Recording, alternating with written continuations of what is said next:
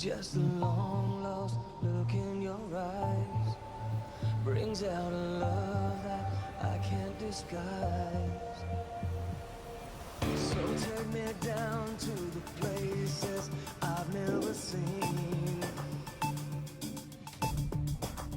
Or don't you try to kill me with kind. It's just your love that's driving me wild. Oh, from the dawn we rise, with the heart we cry, into the light we go, into the light we go. From the darkest night, from the fire inside, into the light we go, into the light we go, into the light we go.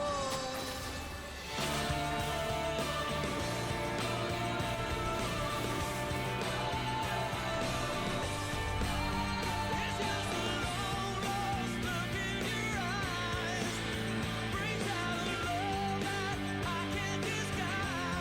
Oh, from the dark we rise, with the heart we cry, to the light we go.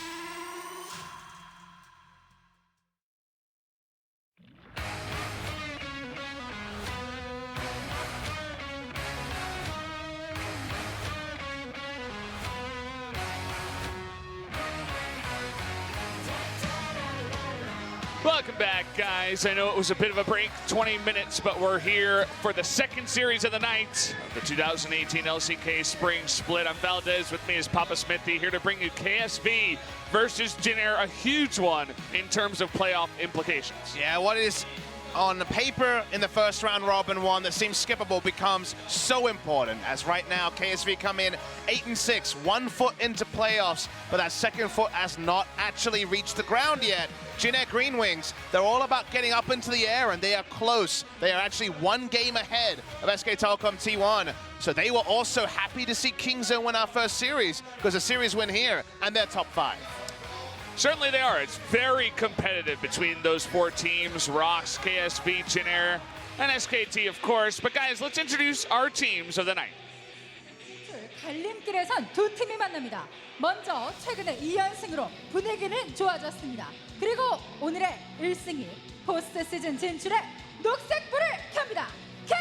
KSV! KSV, there were some questions raised after they went down to MVP 1-2 in this very arena, but then they turn it right around. They defeat BBQ 2-0, and then they take out KT, one of those top 3 teams, 2-1. So they're looking a lot better in recent games. I think SpoTV is a bit ahead of themselves. These world champions overcame the crisis. They're on the way, but they have not overcome it yet. Them not making top 5 will be a massive story for the world champions to not make playoffs. It's now looking more unlikely, but it is far from guaranteed. And losing to Jin Air here does play into the hands of KSV not being able to make it. Yeah, not just KSV, but all the other members who are trying to make it in. KSV currently has the best score of all those other teams that are below the top 3 teams. And they're sitting at 4th, 8-6 right now. Scary thing is, though, you look at strength of schedule, they have SKT, ROX, and KingZone. None of those are free wins. Oof. No sign of Kongdu Monster in that list, so KSV, theoretically, this is their easiest matchup, is go to the second team. 이들은 과연 포스트 시즌 진출 그 이상을 보여줄 수 있을까요? 지켜보시죠. Jin Air GreenWings!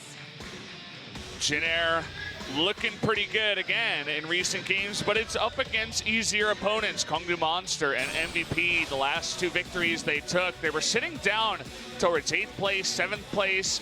After those 2 wins, they're here at 6 and 8, but they still want to get into the postseason. It's not going to be easy.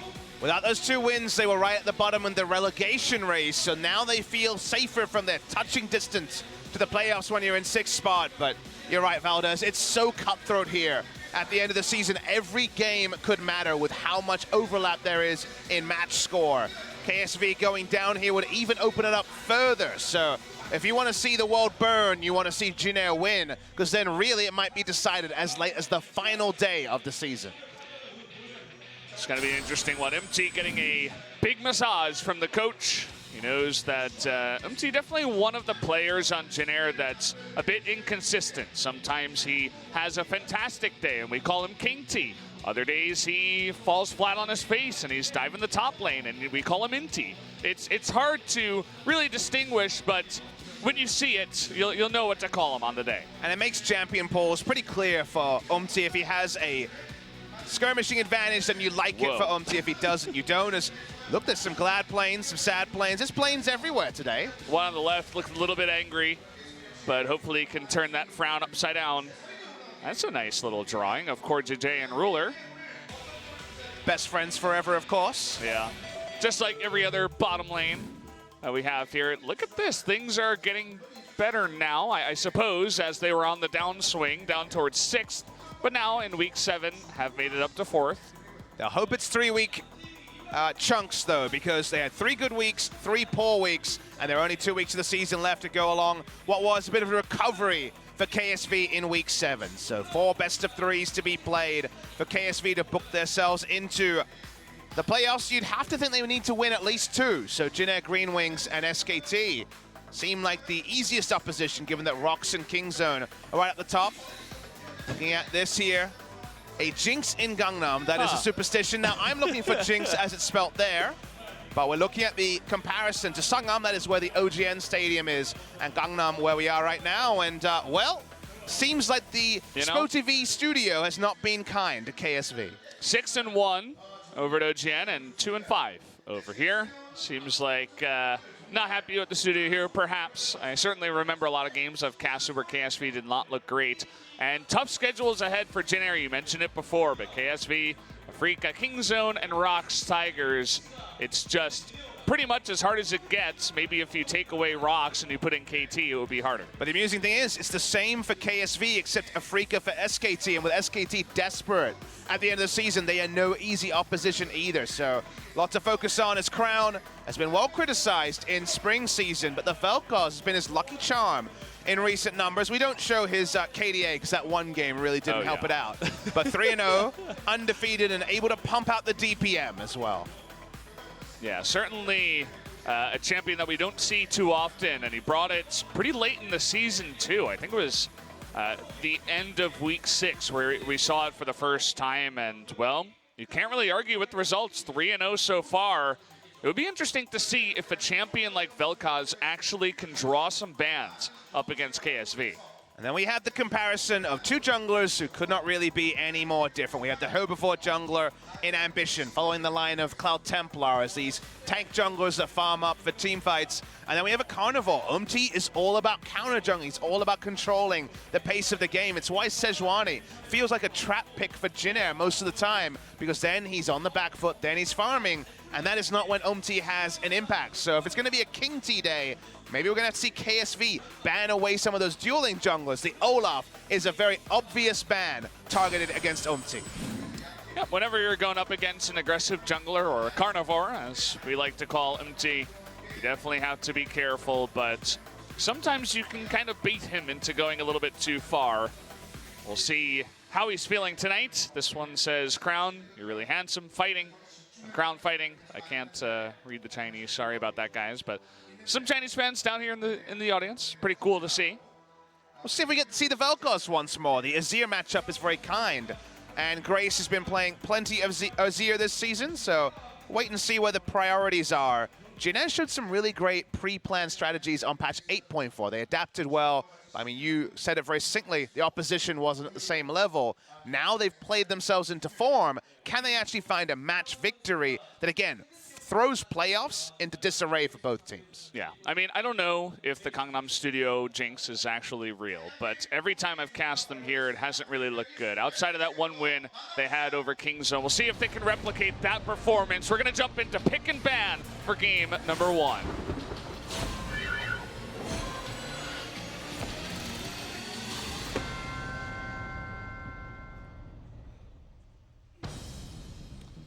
Olaf may not be the first ban, but Crown has decided he's not going to play Galio ever again, and no one else is allowed to either.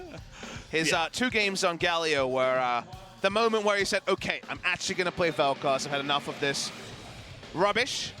I'd love to see Crown on Sion. It does feel like a champion that could benefit KSV, because you think about what Sion brings from the mid lane, more space for the AD carry, and Ruler has been largely the man we shoulder a lot of responsibility on when it comes to controlling the pace of the game. KSV ban away Caitlyn and say, guys, we're going to first pick Tristana. Let's see what Jin Air makes of this. You know, I don't want to see the Sion get through. I think after watching that last game of Kingzone versus Rocks, we're getting to a point where it just looks too strong on this patch. And if you're going to give it away as just a free first pick to KSV, you're asking for a lot out of your team. But let's consider, Camille is also feeling like a must ban against Cuvée. Was at its majestic best on the champion against KT. I think that Tristana is what KSV crave, so to me that's what I ban out. But you could understand Camille focus, and there is also a lot more going on in picks and bans of Jin Air. We wait a long time.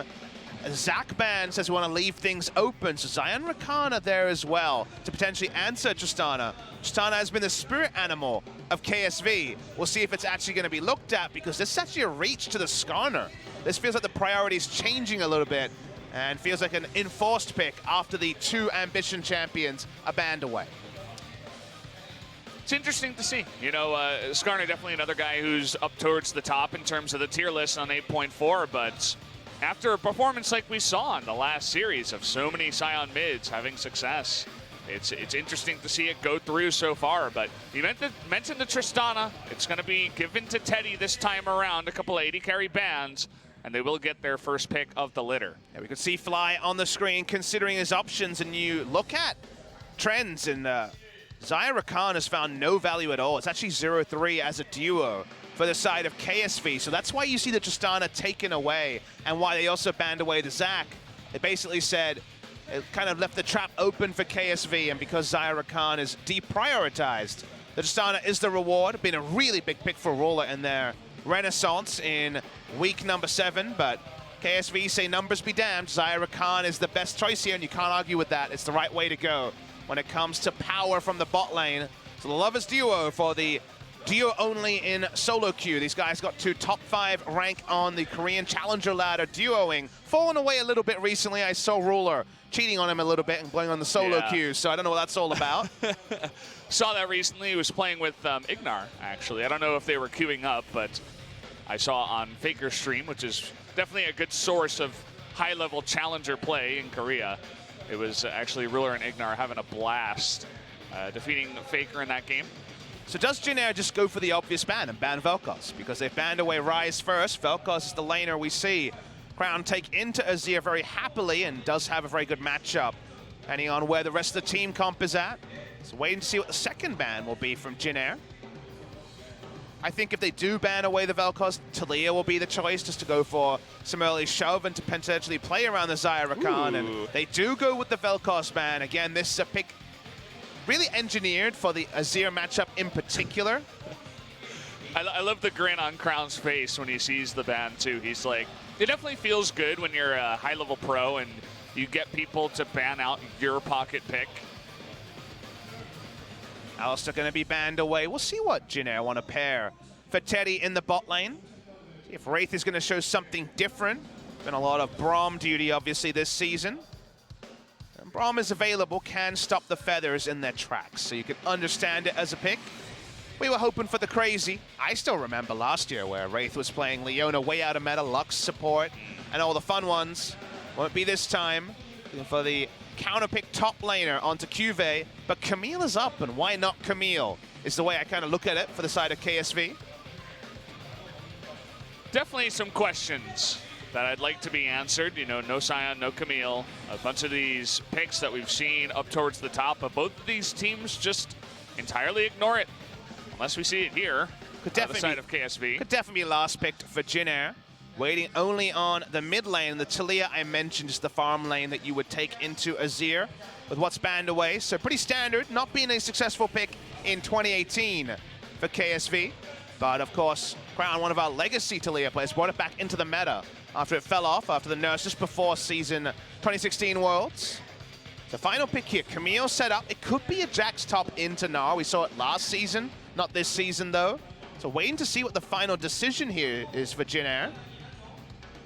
Cho'Gath. Okay, so it's going to be a top laner into the Gnar. It's not the Camille that conspicuously will go through pick and ban. Also would have given them some big engage, but they decide they're more about the ability to answer a bannered up minion and in general, the general safety of a Cho'Gath.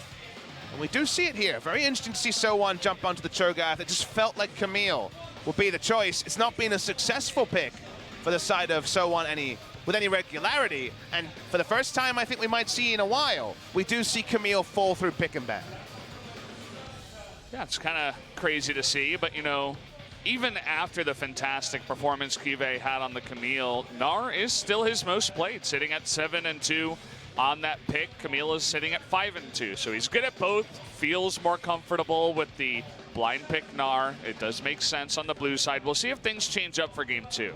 I mean, honestly, the Gnar and the Taliyah do define Kyve. There are both career picks for them. This season and last season, he brought back the Gnar to the meta, so Kyve very well known on that. Crown brought back the Taliyah at the end of 2016 around IM Gyeonggi into 2017. So while the pick of the Taliyah hasn't worked for them, it's a strong draft. They want to play around Xayah Rakan with the Skarner and the Taliyah looking for pick power under turrets. A lot of turret destruction here, and also the general strong laning phase of the Gnar. So certainly a power draft you feel good about as a KSV fan. When we eventually zoom it over to the side of Jin Air, interesting to see where they've gone. They've very much set up around the Tristana. Tristana takeaway in the first round. They have a lot of Baron secure and Baron damage as well.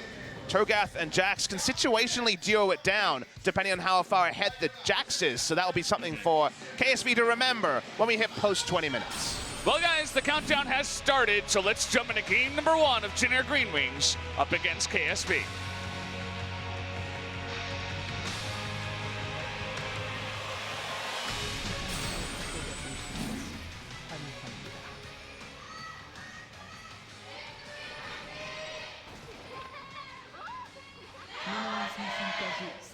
Fans coming in here for game number 2 as well.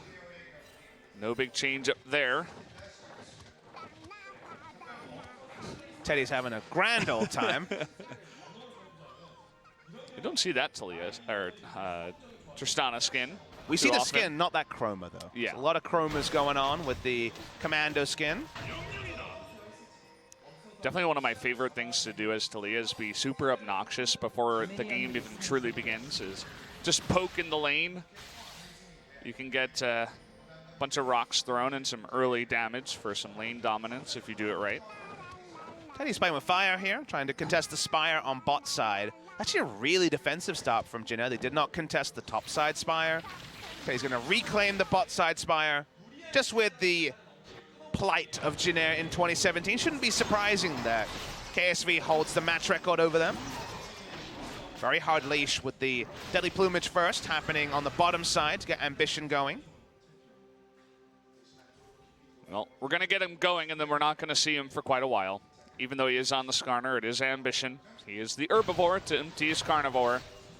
But then he has that one game out of 10 where he's recklessly aggressive. Speaking of reckless aggression, Deadly Plumage first makes people walk up, but it's not really a winning trade overall. It's a pretty even trade between the bot lanes. Still on patch 8.4, so the range nerfs for Tristana aren't live yet. Her laning phase, not going to be a powerful one. No Caitlyn to truly prey upon it, or a Varus either. That's why we saw Tristana so early. A lot of the strategies in the mid game will be around the turret destruction, but for now, it's got to be respectful in lane as level 2 first hit by the Lovers duo. Yeah, you mentioned they haven't had much success on the duo 0-3 together, Xayah and Rakan for Ruler and Core JJ. Would love to get the stats on exactly which games those were, as certainly after their last couple of wins up against BBQ and KT, you can say that overall as a team, it seems like they've fixed some of the errors they were making in their downswing. And that's a good point to make, because Xayah Rakan sounds perfect for a duo that has spent a lot of times in scrims, but also very visibly on the challenger ladder playing together. So there still is a lot of power to unlock. The Tristana lane is a strong one, and it is, one of the safer times to bring out the Tristana, but there's a reason the Tristana was deprioritized until, honestly, early last week when, out of nowhere, teams started playing much towards her 3-item win condition of basically being unable to be contested by basically any champion if she has summoners up and hits 3 items. But for now, Jin Air happy to give up lane control. There is one other win condition to always speak about, the Teddy win condition. But on patch 8.4, we saw even Jin Air try to go for the ultra delay last week and not be able to do it against MVP in game 2. So even 6-item Fountain Laser Teddy does have some weaknesses. Yeah, we've seen it a couple times before. That was a weird rocket jump. It's knocked up midway and decided she didn't want to have as much fun. Just went for a small jump this time. Skana spotted on a ward that was already placed by Jin Air. Yeah. You mentioned maybe this could be the game where he goes aggressive, but he literally clears his entire jungle, including both Rift Scuttlers, by the way, and then goes down the river to his last remaining jungle minions, and I'm sure he's going to back after this. And Ambition has one sound playing in his head. It's ching, because when you get both Rift Scuttles as a herbivore jungler, you feel like you won the game because of the extra gold and the fact that your laners can be like, well, you didn't gank, but at least you were there.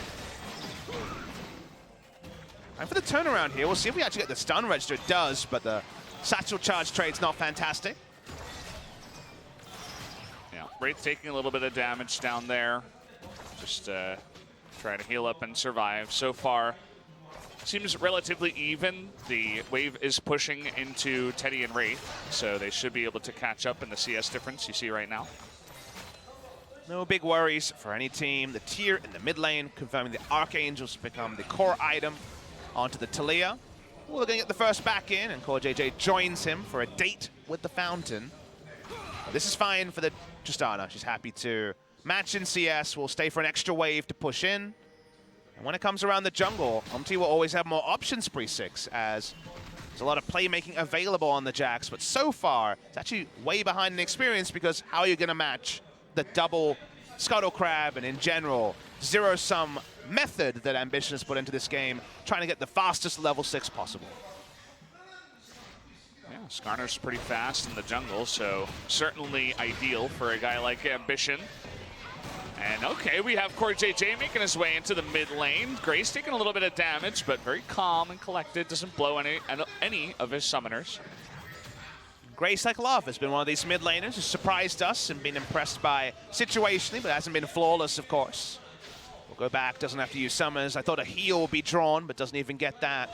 Nice gank timing by Core JJ, because Teddy and Wraith overstayed for the extra wave, so it gave a lot of space for him to come and make the big play.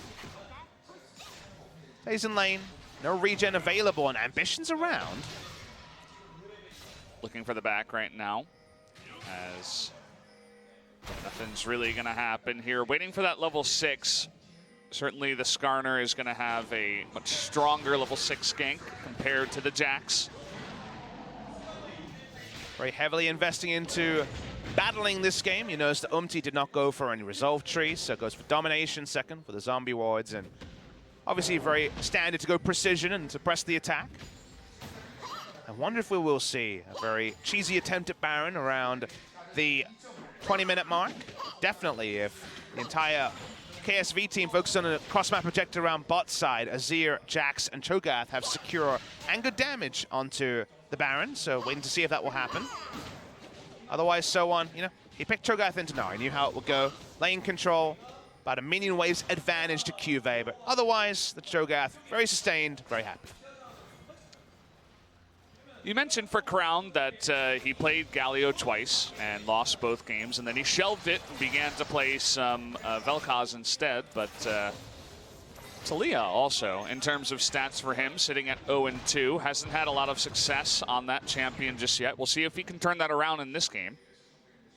Sort of comp where Talia really made a lot of sense. He can battle against the Azir. He likes the Karma into Talia matchup because of the ability to follow in that matchup, but when it came to this game, I think being able to rotate around Zyra Khan is what he wanted to do. Was my honest opinion for Crown is his best role in the team as things stand. This is a nice trade going for Teddy and Wraith, is to play around Ruler. Ruler has been their most consistent player, as we see Ambition very deep in enemy lines.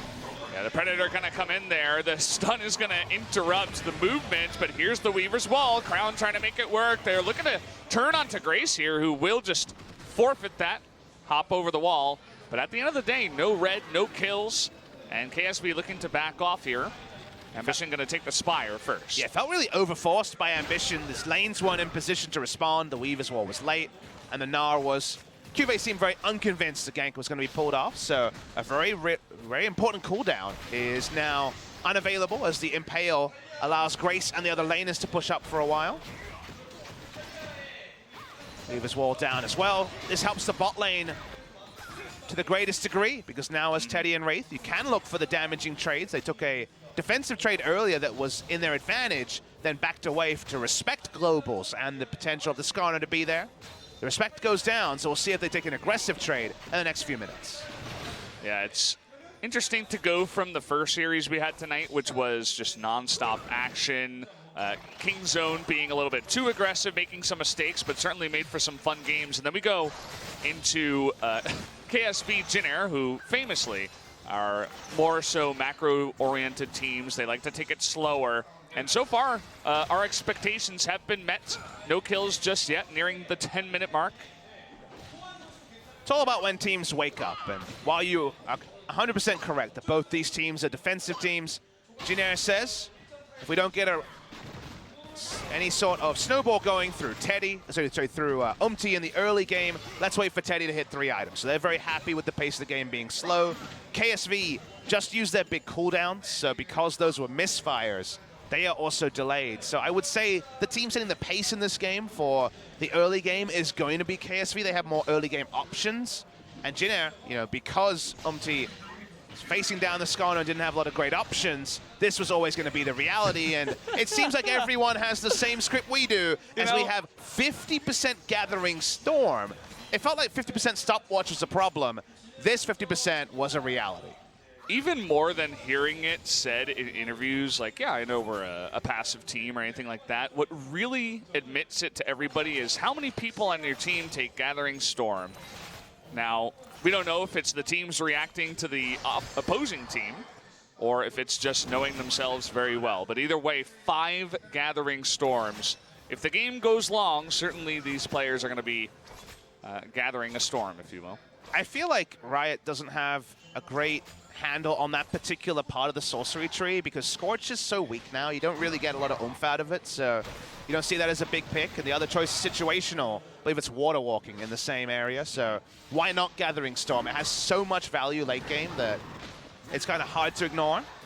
So I would love a bit of a change in that tree, or a buffer or nerf to runes respectively, as King Zone, like we say, are the early playmakers, so how about a free Cloud Drake? KSV gonna get that easy objective, and yeah, I mean, at least they've shown they're willing to make, well, hold that thought, Umti thinking about going in here. He's gonna counter-strike, dodges that seismic shove, showing good knowledge about the abilities of the Taliyah, predicted that one coming.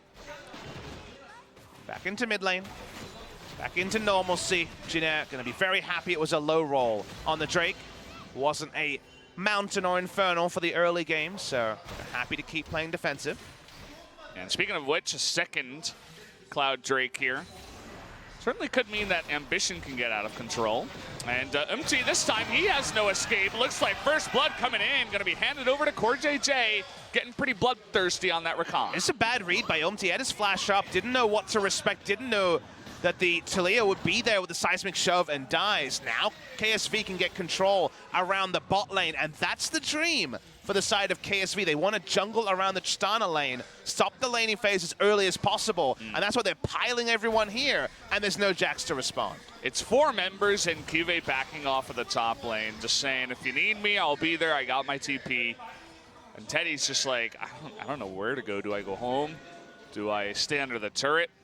Looks like for now they're going to challenge a little bit, but the blue buff will be handed over, so they get that objective. So Taliyah is here. They dodge away. There's no information for Umti. He doesn't have a ward to ward jump to, so he just straight up dies. A lot of ults used, but a successful one.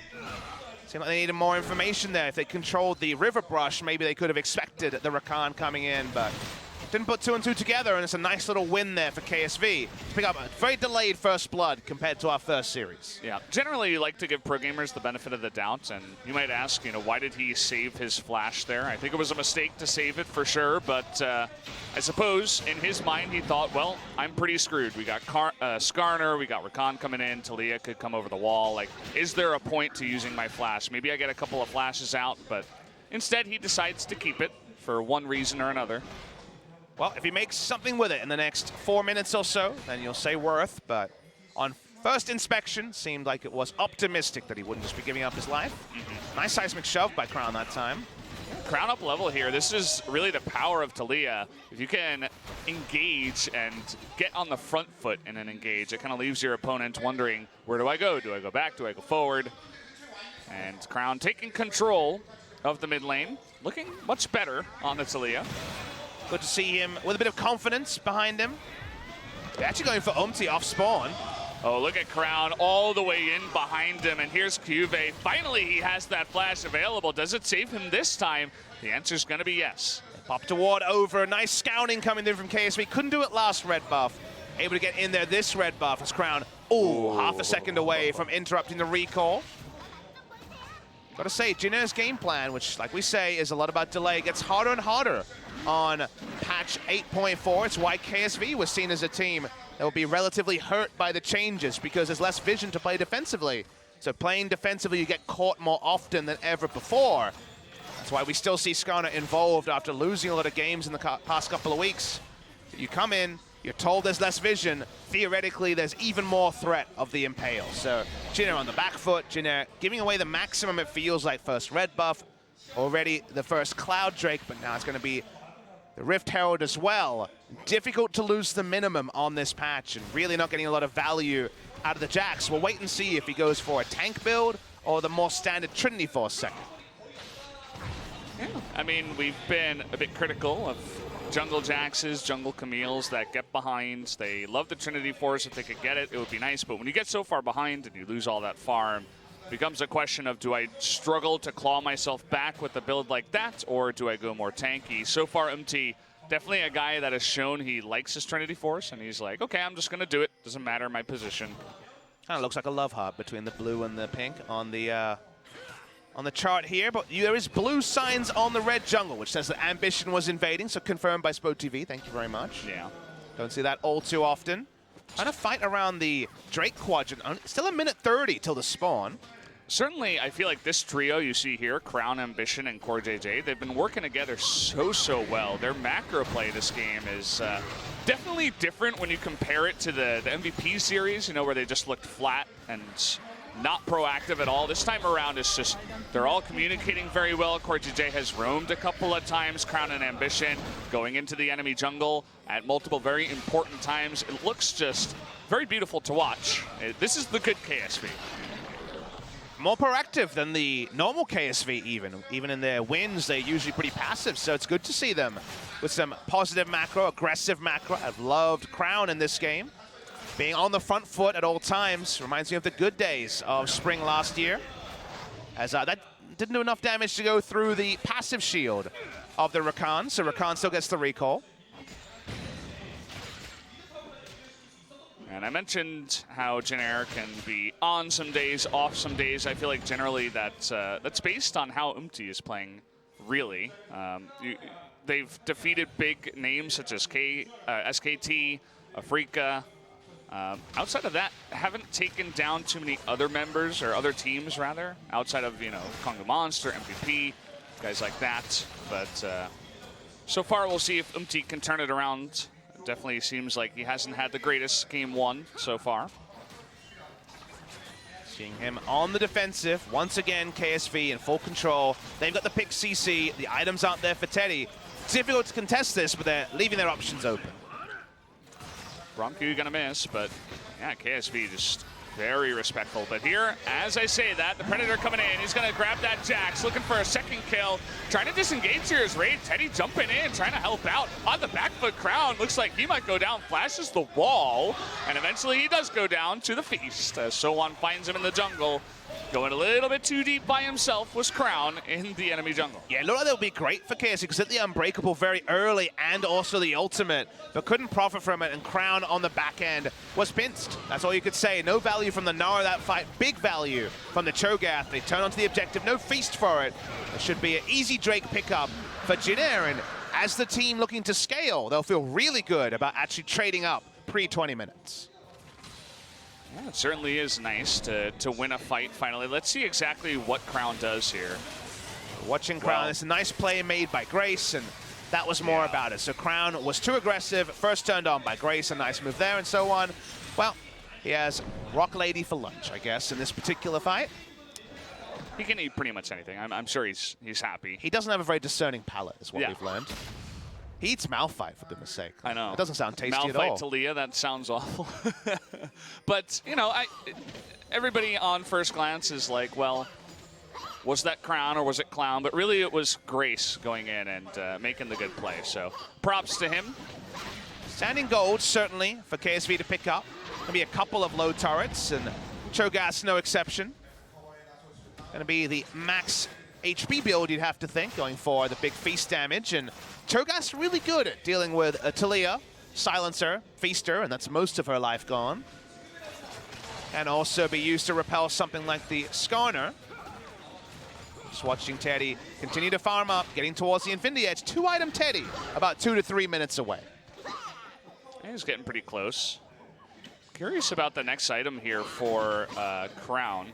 That needlessly large rod, I believe, only is formed into 2 items now, the Spellbinder and the Rabadon's Death Cap. So he's going to be going for 1, as that's his next item after the Seraph's Embrace here.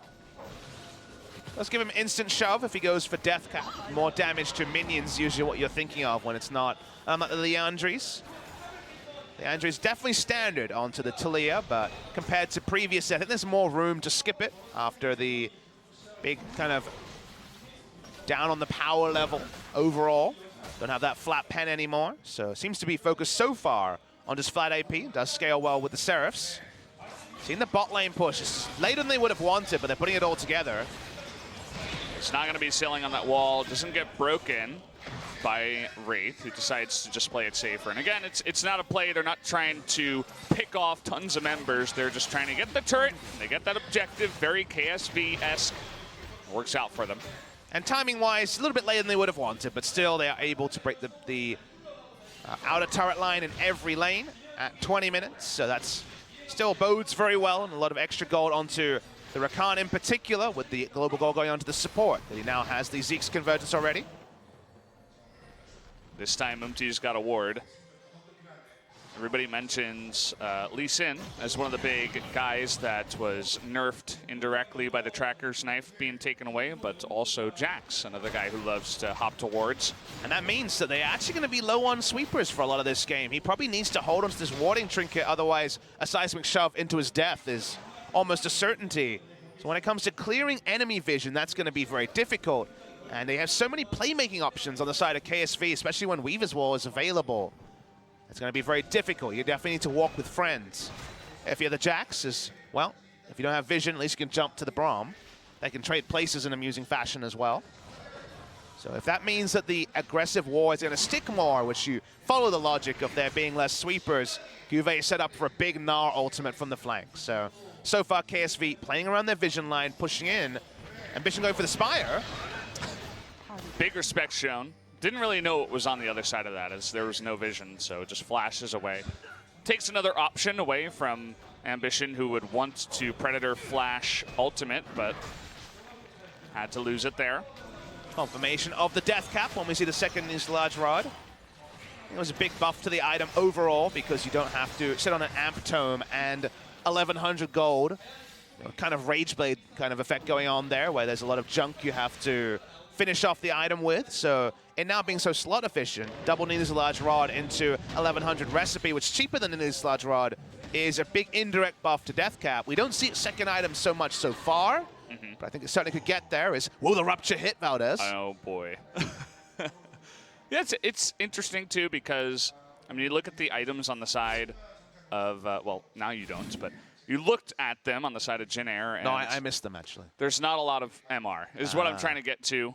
If you're looking at the front line, you mentioned the Cho'Gath just stacking health. Well, extra AP is going to be better against that instead of just the Magic Pen. We're just staring at for now. Hopefully we'll hear from production what's going on. Hopefully no game issues. No Zach in this game, so hopefully we're not needing to chrono break. Yeah. Let's hope it's just a quick hardware issue. But as it seems right now, it looks like they're looking at the game. We'll see what happened to Grace's computer. If it was a game issue, a sound issue, not really sure just yet. Doesn't appear to be a toilet issue. No, yeah, So he's that's still good in his news. seat, still drinking whatever's in that bottle. I don't think it's water. It might be water. It could be some sort of isotonic drink as well. Yeah, one of those. Oh, well, you see the cap there. Now we know. Bakari sweat. Yeah, there it is. Sounds like we actually have a keyboard issue. The A big space keyboard bar, issue. it's just pressed indefinitely. They're looking to swap it out. Did we see the brand name? That seemed like a name and shame zoom right there. It's like, what brand was that keyboard? Yeah. Spo TV with all the angles here. Well, that keyboard seems really cool. It certainly lights up a lot more than the other one. There you go. Well, that was an awkward issue. He would have been centered the entire time. That's definitely a spacebar, Grace. Yeah. So now it works. We got the update. As We missed out on the keyboard issue. Keyboard issue would be a fun one to pop up and reuse when someone like misses a flash or something. You can pop up the keyboard issue. You just got to fix your fingers, right? As Khan would say. That's some Korean advice right there. Yeah. Sometimes it's not the keyboard, guys. It's just your own fingers. Well, we're hoping that means we get back into game and answer the day-old question of did the Rupture hit or not? Rupture looked very close. I'm guessing no. I feel like in a game where you're playing Cho'Gath, you expect to hit that ability about 2 or 3 times maximum, at least in the pro level, you know. Unless there's a lot of help from your team, of course. Yeah. Oh, I hear the game is ready, Valdez. That's exciting. I know. It's definitely better than staring at his keyboard. The Rupture did not hit. No. The health bar was full, so we're going to assume the Rupture missed. And Jin Air, again, very close to 2 items Look on at Teddy. Ambition. Why keeps is he on still getting there? caught here, and, well, that's 4 members this time around, and see you later, Ambition. You asked for it. He loves those spires, I suppose. He definitely misses his kind. Playing so much around a spire, he already had to defensively flash on, what, a minute ago in game time?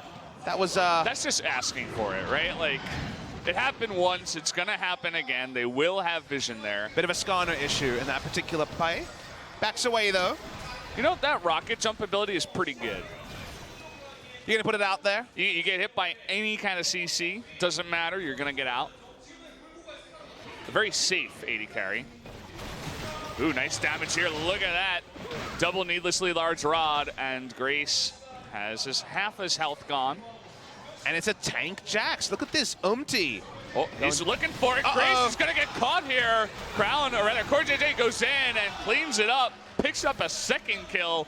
The only kills on the side of KSV all going over to Core JJ, but nice read there by Crown. Nice prediction. They had a ward to see him enter the bush and made the smart decision that he'd be looking for a greedy recall. So he's taken down. This means there's going to be a power play as Skarner is there. And Grace feels like the game has been short, but it's been 24 minutes, so still a 25-second death timer. A secondary pick onto Umti will be massive, but for now is denied. But Umti's gone tank. He's gone for a banner of command.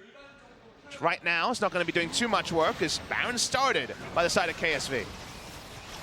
Crown on the Talia has so much unworked ground to work with here. Certainly one of the best at zoning, and there it is. Gonna have to hop the ward and potentially flash into the pit if Umti wants to try to go for it. The TP now coming in. They're looking to get onto Umti. He's getting low. That one. Let's see if he actually goes in here. Sowan's still very healthy. He's forced to flash away, actually.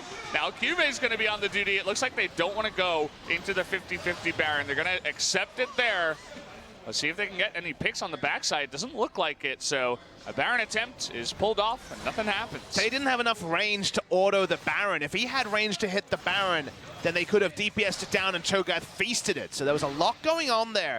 Why it seemed like a bit of a fiesta around the Baron. KSV say no harm, no foul. Go for a free Mountain Drake to make their next Baron take a bit safer.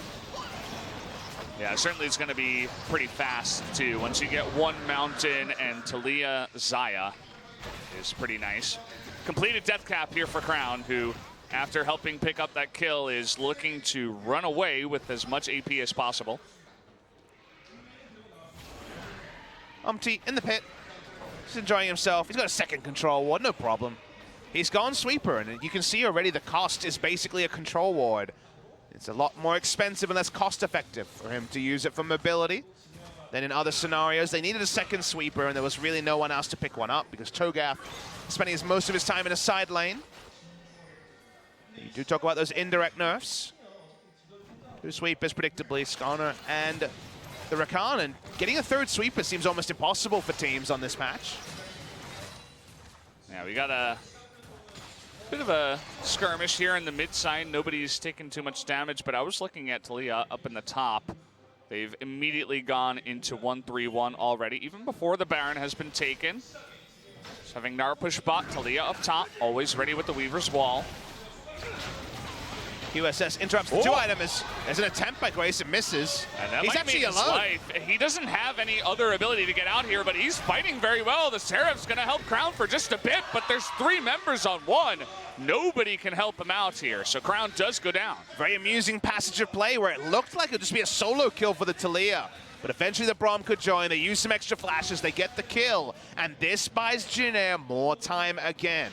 Build is slowed down for Teddy, just like I mentioned. The QSS is there, but they're moving again and again towards 3 items. The scaling is happening, and predictably with a team like KSV, they don't have the full plan to always push forward, given their usual role-playing as more of the shield against the aggressive team.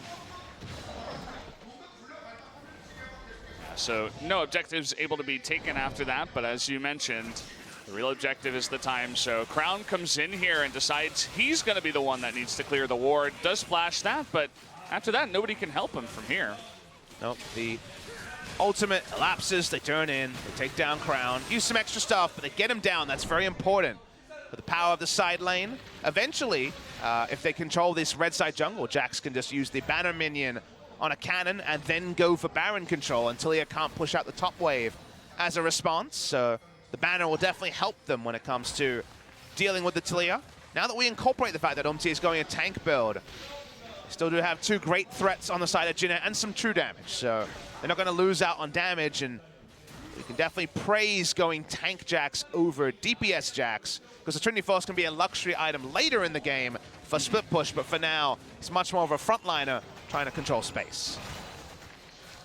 He's doing just that, but let's see how it goes as Predator not available just yet. Ambition really wants the Spire. His long-lost love. It's his magnum opus. Winning Worlds was not enough. He will control that Spire, Valdez. He's pretty happy on the Skarner so far. I feel like he was having a nearly perfect game up until that moment. Someone hasn't had a perfect game because he's been in lane as Cho'Gath against Nar, so it's frustrating. Getting his items together, and it will be the max health build going for the Gargoyle's Stone Plate next.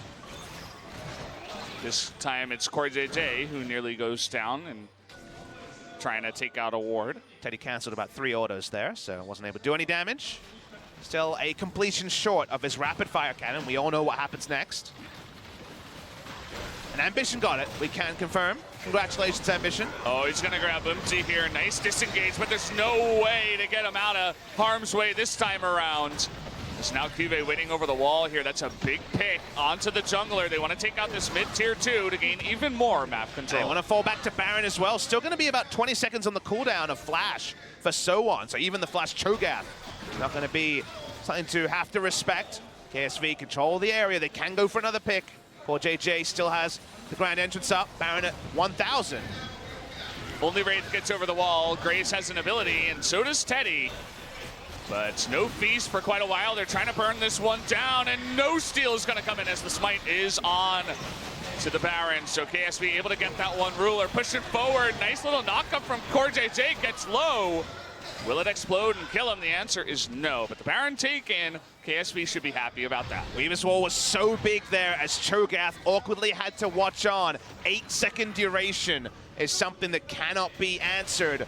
If he flashed over, he wouldn't have been able to gap close to the pit. So he watched the replay. They turn their attention, get the Spire, and instantly just take down Umti. What's he gonna do? Taken away. Yeah, plenty more pick CC. Xayah is hitting her item spikes. They turn onto the mid lane, they get the Baron. Great passage of play for KSV. Yeah, you ask, what can you do?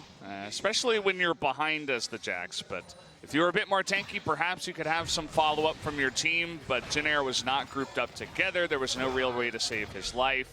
Not enough disengage from the Braum ultimate as well. And it's just been the slow creep up near at about 7,000 gold advantage now for KSV. And also item timings for everyone to take advantage of the next pick. They have the Void Staff completed onto Crown after the Death Cap. 3 items have been hit on Tristana, but the Baron buff stops there from being any real offensive way to use theirs. As we're back to this Ambition versus Spire. He wants it again, and he's going to get it again. So really happy about that. His Dear Diary today is going to be about that Spire, to be clear. He's trying to write his name on that one permanently. They don't quite have enough control just yet to make it permanent, but... Looking for another pick onto Umti. He sees the control ward and gets the message clearly. He's going to move in and actually take it away. Ambition was always threatening. But the bottom tier 2 goes down to the Baron minions. The Cho'Gath couldn't stop that one. And now we got to push up in the top side. We'll see if Crown wants to expend Weaver's Wall just yet, or if they're just going to use the minions to push that one in. Banner of Command, there's a Bannon. KSV Bannon in full effect, pushing in top side. Teddy cannot get there even with his long range at level 16. Has to respect it, so the first target goes down. And try and break the base, which is harder to do. Trying to threaten onto Teddy. And there's the wall. This is what you expect. It will very nicely protect it. Look at even the damage coming out of Ruler onto Raid, just hurting them in the corner like sheep. Umti trying to get out of here, but eventually the Bannon will do its job as it pushes in. Now they're looking at the inhibitor. Wraith not able to interrupt the wall or stand in front of the Bannon to buy time. No ability for turnarounds. This will be the inhibitor going down for KSV. Very, very simple, and the Bannon, the true MVP through all of it. Yeah, so quick and clean out of the side of KSV. There were a couple of hiccups in the mid-game, but now it seems like they have their heads back on straight. Ambition, he doesn't have to worry about the Spire. He doesn't have to die for it this time. It's just the slow push in. The Baron buff about to go down here. MT thinking about an engage. Gets the Featherstorm out here, but as you can predict, he's going to go down as well. But it's a trade 1-for-1. Crown now on the right side. Has Cube to help him out. Ruler still doing the damage. Stunned up here with Sowan by Ambition, but he does effectively disengage. Graves doing a nice bit of damage to Ruler means that they will not continue pushing in the mid lane. The 1-for-1 is a trade up for the side of KSV. Support for jungler. Umti's role in this game when the team fell behind has largely just been caught in the front and doesn't have the tracker's knife for the sort of mobility he's hoping to look for on the Jax. So maybe it's time to shelve the Jax LCK. We're not seeing really any value from it. Wanted some combat options, but wasn't able to pursue them. And now we fall back once again to the predictable, all the eggs in the Teddy basket, whereas KSV are a couple picks away from just ending the game around the Tristana. They have so much pick potential, and so far Jin Air as a team have not been doing a good job of trying to punish them when Ambition flashes in. They got the 1-for-1 the last time, but will we see it as KSV gets even more ahead in the future? Gonna catch the replay. The moment Umti goes in, he gets the ultimate from Ruler, but you need to have the rest of your team in position. The Righteous Guard needs to be earlier, so they're already running into silence rather than much later after Umti's death is basically confirmed. So they're not threatening. It's not a trade-up if you get the Xayah ultimate and they can just turn around and kill you for it. You're only blowing one cooldown and giving up your life. KSV back away. Another item complete onto Ruler. He already has the Lord Dominic's Regard completed. Teddy's getting there, but will it matter? Your first thought right now is no. Oh boy. 1260. That's like double 612. Yeah, it's very close, Papa. It's just maybe about 30 damage away. KSV here has the most damage in the game, and they're trying to get on top of him now, but he has his minions right on time to hop away. And away he does go. I was looking at Crown's items. I think he's doing literally the highest AP build that you can possibly do on this patch. Picks up an Oblivion Orb. I'm not sure about AP, but just straight up damage certainly seems to be the most. I mean, he already has the Void Staff, and packing on the Oblivion Orb on top of that seemingly is another nice chunk of damage. I mean, Oblivion Orb basically represents 200 AP if he's able to stack it up. There's a lot of spell weaving between the two. But the Oblivion Orb for the most max penetration. Guess walking towards the Morellos here to basically try to cut down on the healing. Not massive, but the Cho'Gath especially. Big healing champion. Ola walks up. Breaking the base in a second spot is really the only thing that right now KSV is frustrated around. But get your waves in the right spot, Weaver's Wall, and we've already seen it happen a couple of times.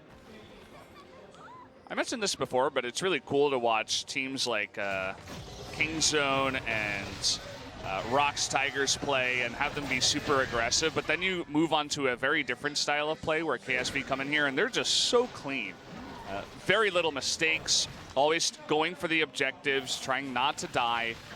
And so far, it's just a totally different style of play, but it's a style that wins you games. It's one that has won them games in the past, and so far looking good when they do it correctly in 2018. I mean, you look at the KSV side and you say, yep, this is about what you expected. But for Jin Air, in their best games, they've had multiple different ways to win. They've been very aggressive around their jungle. Teddy's been a cleanup. Sometimes you have to fall back to Teddy, but usually they have much more aggression in the early game. They have none of it in this game. Turning on to KSV. Can he get away? He flashes and hops, but Teddy is going to punish him. But KSV in the end will be the punishers as they immediately turn onto the Baron, basically for free. I mean, you could argue they would have got it anyway, but a 1 for Baron doesn't feel great. My issue is that Jin Air from the start showed their hand and said scaling. And even KSV, one of our biggest scaling teams that went 3 times Gathering Storm, understood that the door was open for them to play a very standard macro game. And Jin at every moment said, no harm, I'm over here, I'm farming, I'll be fine. But the game is being decided around Jin Air, and it seems like too much respect. You mentioned already when it comes to the teams they've beaten, the teams they've lost to, when it comes to the higher up position, they've consistently been second best. I'm just not inspired by their approach in this particular game. It didn't seem like they had a game plan to win. They seemed to be looking for just the scaling, and to me, that's a very negative game plan for a team that has shown it can be vibrant and aggressive on their day. Yeah, they're certainly a good team, but look at this. They're going to trap all 5 members. Everybody's got to use their dashes, and KSV decide that they... it's only Soan who doesn't have a dash, it turns out, but in the end, they don't want to engage just yet. KSV was all the way back in the base, just respawned. He's going bot to push that one in. Iblis haven't been retaken yet, so 2 open. Jax answering the minions in top side. There's the Bannon. What's the plan, Jin Air? What are you going to do, really? Umti's going to get a double stun, but then immediately go down. See you later, kid. As there's just nothing he can really do. He's trying his hardest, but too far behind and doesn't have his team to back him up. And it seems like Umti understands that, hey, when you're facing a Bannerman, you've got to engage. The rest of the team is leaving him out to dry, and it just looks comical. It looks like he's just running it down, but unfortunately, Cho'Gath is a secondary initiator, so needs Umti to start things up. Wraith is just standing next to Teddy and saying, maybe 6-item Teddy can win us the game. Yeah. But between the two, there's no synergy in this particular game, and unfortunately, just means the objectives will continue to roll for KSV. Looking for ambition now. Certainly had an option there, but Grace doesn't want to go too far deep, especially as they're being pushed on all fronts. Kive's down on the bottom side. Teddy, they're going to go 1v1 here, not able to knock him back. Actually pushes him away. But buys some time. The push in the top side. Ambition and Crown a bit low. Cortej and Ruler in the mid lane trying to push here alone. Kive returning to the bot side. Grace getting way too low. He actually just goes back into the base here. This turret will inevitably fall, Valdez. It doesn't seem like Jin Air are going to put up a fight. That means there'll be 3 exposed inhibitors.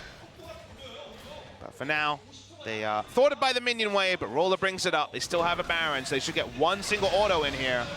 The wall's going to come in, and it will not do much, honestly. It traps Grace on the other side of the wall, which is pretty nice. Can't be there to defend, actually. So I said not too much, but it's just enough to get that mid inhibitor and the bottom one here for Kevin.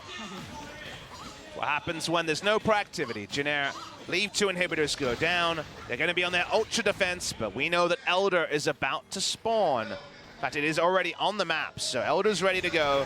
Face check comes in. It's got to be Wraith. It has to be someone, and he does actually get away somehow, some way. He has unsealed spellbook, so he could theoretically teleport in, but they have no vision in the area. They have to give up the Elder, a 3-stack Elder. Goes the way of KSV just as the Baron elapses. So they're going to have even more power to load up, and doesn't really feel like Tristana damage is going to matter, as Xayah and her feathers are going to do short work with the front line of Jin Air. It's definitely just insane amounts of damage. You got a fully farmed Xayah here with the Zeke's Convergence on Rakan. You got Knight's Vow from Ambition on the Skarner. And then the secondary threat of Talia, who's gone full damage. No defensive items outside of the Seraphs. So what are you going to do? You're down a lot.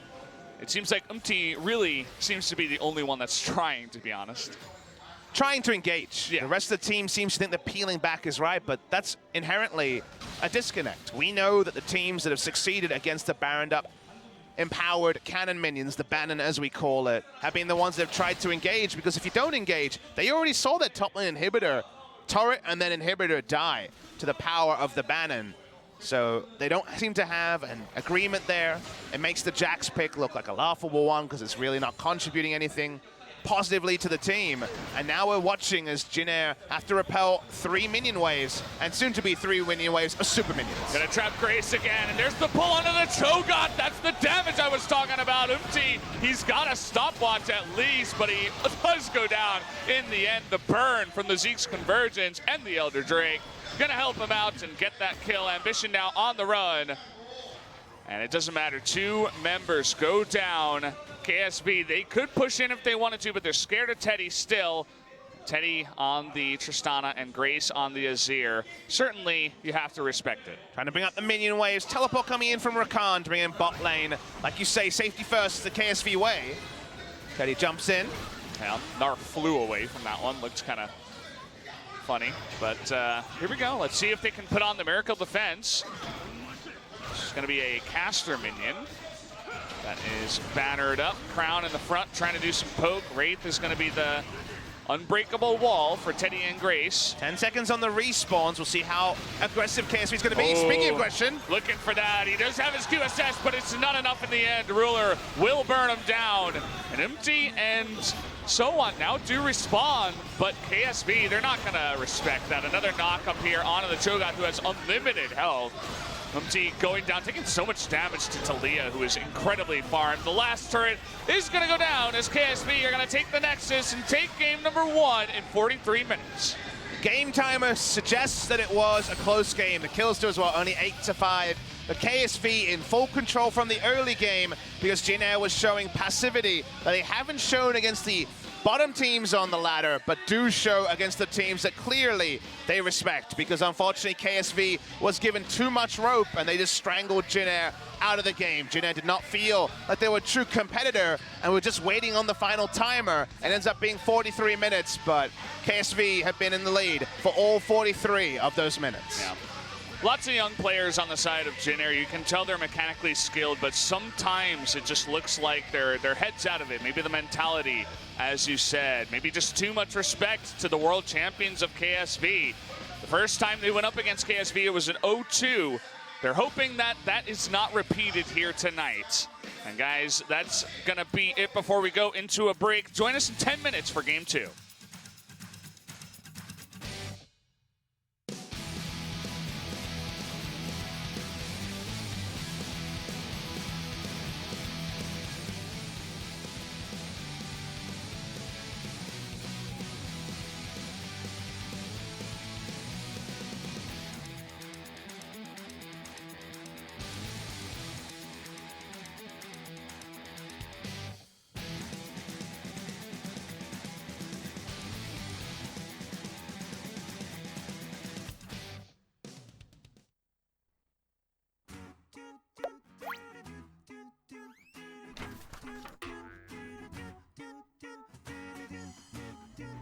안녕하세요. LOL 신문십답의 박진원입니다. 이번 신문십답의 주인공은 CS 1465개의 기록을 보유한 선수입니다. 바로 진에어의 테디 선수죠.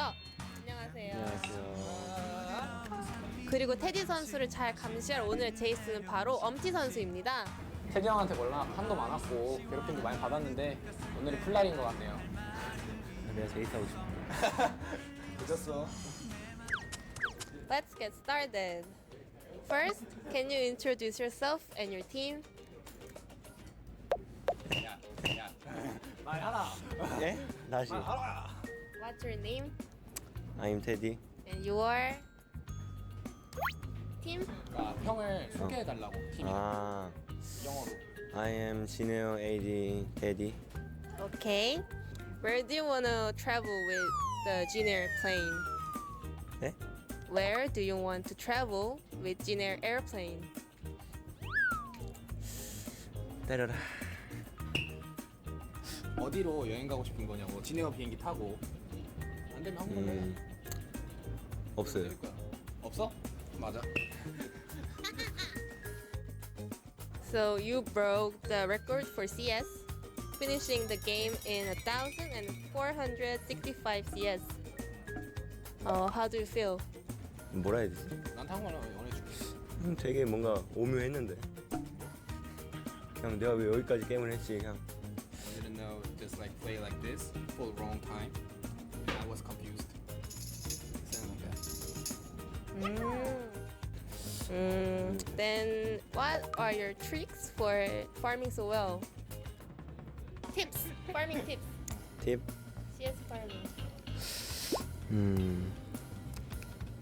I think I think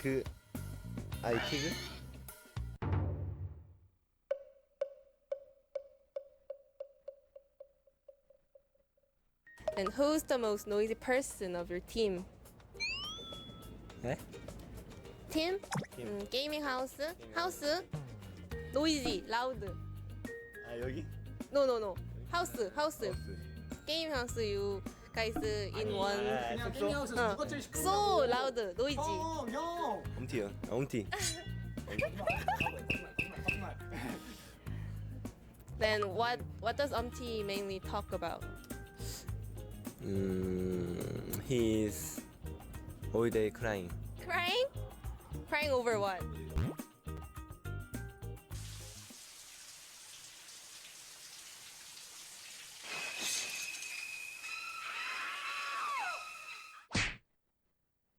As an AD carry pro gamer, what is an A tier champion in solo queue? 칼리스타? Any playing tips for it?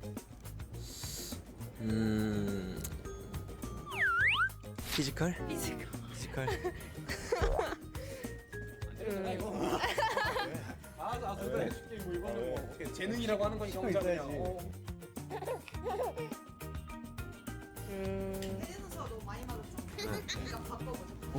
오케이.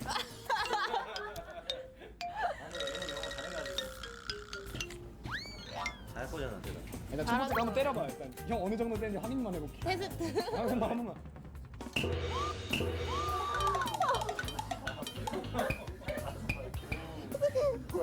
일단 오른쪽 귀가 멍해졌다.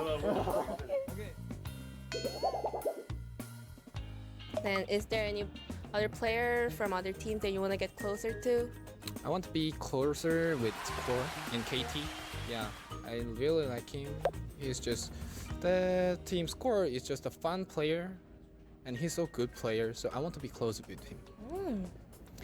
역시나 엄지 선수가 영어를 너무 잘하셔서 심층 질문을 준비해봤습니다. 준비되셨나요? 도대체 무슨 질문을 준비해 오셨길래 그렇게 막 심층이라고 또 한번 가보시죠. 예. And how would you like to define leadership? Leadership? I think just I don't have the leadership like other guys like FLICKR or. But if you guys are saying me for leadership, I can't answer it.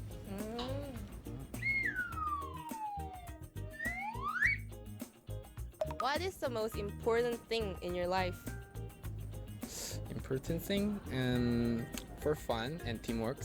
That is my important thing. Okay. 여기까지가 진에어 그린윙스의 엄티 테디 선수였습니다. 저희는 다음번에 돌아올게요. 안녕.